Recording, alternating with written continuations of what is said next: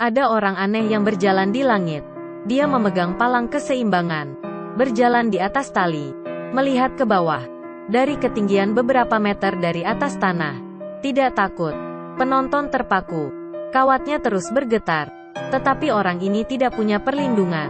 Lebih gila lagi, dia setengah jalan, berhenti, dan duduk di atas tali. Kurang nyaman untuk duduk. Dia harus berbaring. Satu kaki terangkat. Apakah Anda akan mengatakan dia akan jatuh? Ini adalah film Berjalan di Atas Awan. Dengan cerita yang dimodifikasi. Ia awalnya hanya pemain akrobat. Saat ini, dia belajar dari koran. New York ingin membangun 2 menara kembar tertinggi di dunia. Dia sangat bersemangat. Kesempatan untuk menjadi terkenal datang. Tapi, dia sangat natural. Teknologinya sama sekali tidak profesional. Hanya tali yang diikat. Dia jatuh telentang. Untuk ini, dia menemui seorang master. Belajar bagaimana berjalan di tali. Cara mengikat simpul. Tapi teknologi mudah didapat, dan mental sulit didapatkan. Terakhir kali sampai di garis finish, Philip tidak bisa menahannya, terus bergoyang. Hampir jatuh. Hari ini dia tampil di Danau Zhejiang. Mulai berjalan pelan-pelan. Di bawahnya ada nelayan yang berkata dia tidak bisa. Sedikit bergetar. Berangsur-angsur tidak stabil. Dan akhirnya jatuh. Dia tidak percaya diri. Hari-hari ketika dia harus berjalan di atas tali menara kembar. Masih 3 bulan. Tapi orang ini punya solusi gila. Dalam simulasi yang ia buat, memutuskan untuk datang langsung. Malam itu, dia menyelinap. Ikat tali pancing ke pilar lain. Di sisi lain menara, ikat tali dengan alat pancing. Tali tebal untuk mengikat baja. Berhasil menyiapkan baja. Keesokan pagi, ia muncul. Tanpa perlindungan apapun. Lapangan bawah penuh dengan orang. Semua orang bersorak untuknya. Filipe yang gagal. Paksa semua orang putus asa. Mencoba menyempurnakan kinerja. Meskipun ditangkap polisi karena melanggar hukum. Tapi ini membuatnya sangat percaya diri. Pada saat yang sama, kabar baik lainnya datang.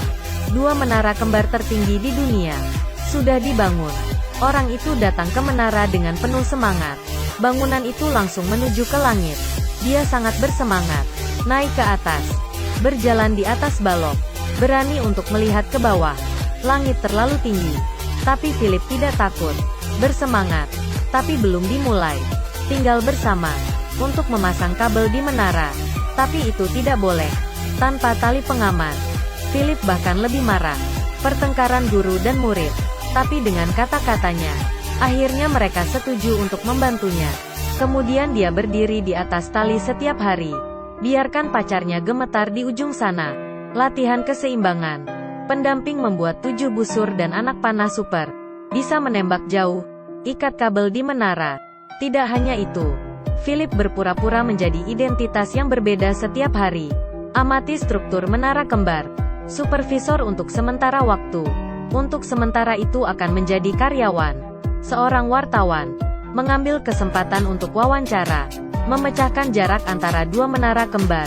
Naik lift bolak-balik ratusan kali. Dia semakin percaya diri. Tapi manusia tidak sempurna. Hari itu saat pemeriksaan. Kakinya tertusuk jarum. Bahkan jalan kaki menjadi sulit. Philip tidak bisa berbuat banyak. Setiap hari berjalan dengan tongkat. Lanjut mengamati struktur bangunan. Dan beberapa bagian bangunan tidak dapat diakses. Perlu cara lain. Hanya ini. Philip bertemu dengan penggemarnya ketika berada di lift. Orang ini pasti melihat penampilannya. Philip dengan cepat menariknya masuk. Ternyata dia mengizinkannya masuk dan keluar gedung. Philip juga membutuhkan intercom. Harus kabel lama. Karena nirkabel akan dimonitor. Di toko, dia berbicara dengan bos. Bos memperkenalkan 2 orang. Mereka bekerja di kapal. Dapat membantu mereka. Jadi begini. Philip mengumpulkan orang temannya. Di penghujung hari, grup ini dibagi 2 tim. Grup pertama ketiga temannya turun di Menara Utara.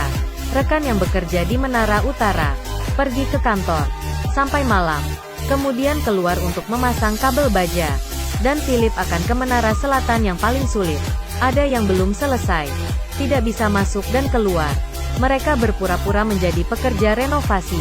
Menipu penjaga keamanan. Tapi di lantai bawah. Ditahan oleh mandor. Semua orang sudah selesai. Mereka tidak boleh naik ke atas. Kemudian, Philip hanya dapat mengatur agar dapat berbicara.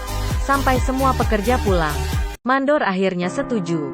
Sampai di lantai, baru didorong setengah jalan. Rodanya tiba-tiba pecah.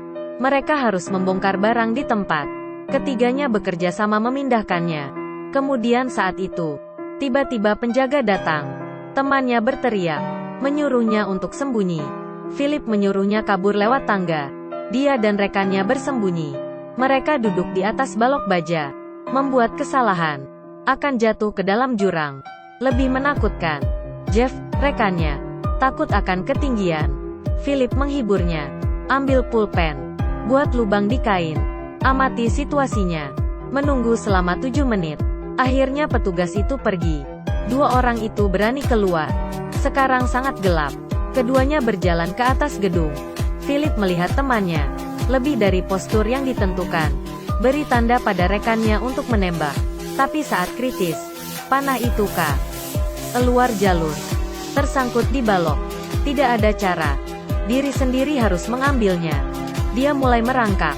Pada saat panah akan jatuh, dia menariknya. Melalui panah ini, Philip berhasil mendapatkan intercom. Terhubung dengan rekannya. Kemudian mulai memasang tali. Tiba-tiba, secara tidak sengaja, tali baja itu jatuh. Gravitasi yang kuat menarik keduanya.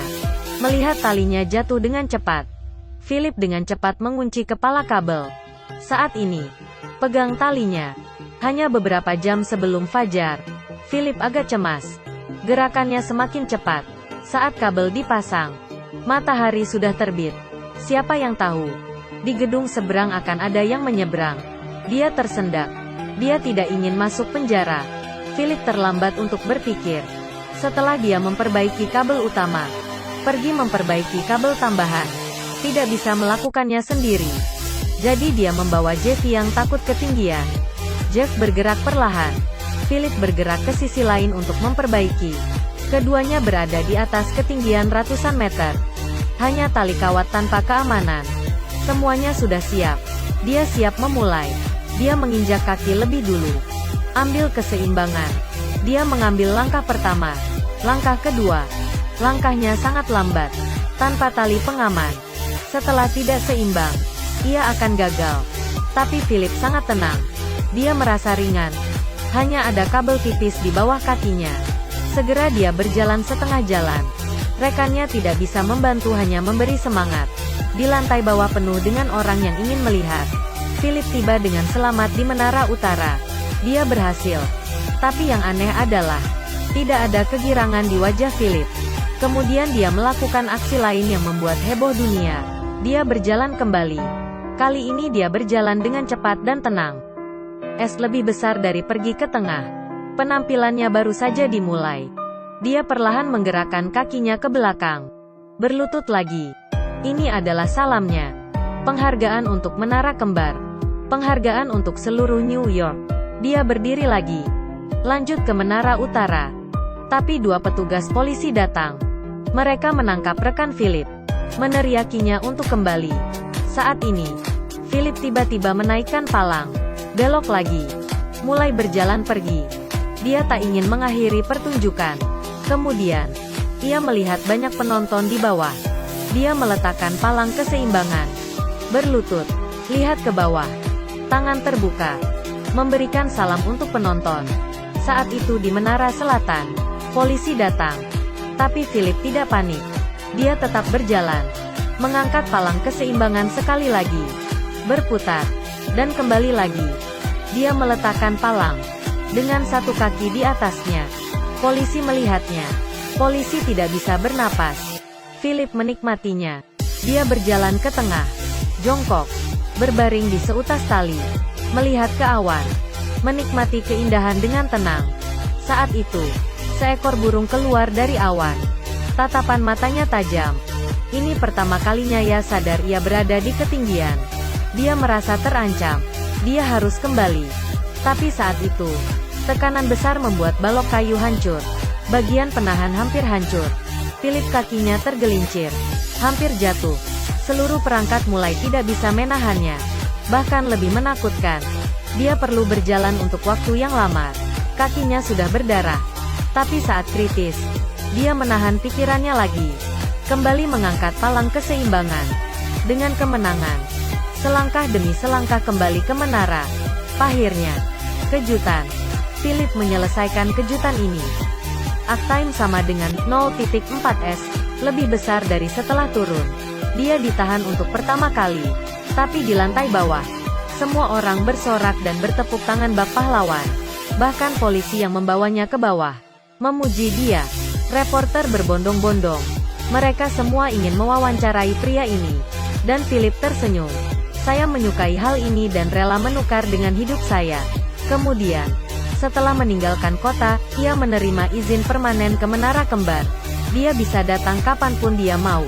Mengenang saat-saat ia di puncak dalam hidupnya. Ini adalah keajaiban langka dalam hidup manusia. Dengan berdirinya Menara Kembar, ini juga hal unik. Di mata banyak orang, orang ini tidak waras. Tapi dalam sejarah, tidak peduli apakah dia gila atau jenius. Yang penting adalah, sekarang adalah masa depan. Orang-orang yang berjalan di kota ini, melihat ke langit. Mereka dapat melihat, seorang pria bernama Philip Plath pernah terbang